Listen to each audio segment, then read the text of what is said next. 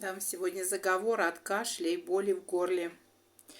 Можно, положив руку на шею, читать трижды или начитать на воду и потом пить воду.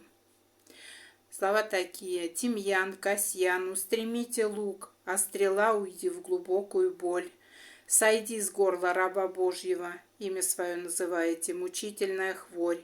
Откуда ты пришла, боль, туда обратно возвращайся. Пусть мои слова крепкие и липкие будут ключ, замок, язык. Аминь. Слова заговора оставлю под видео. Всем всего доброго.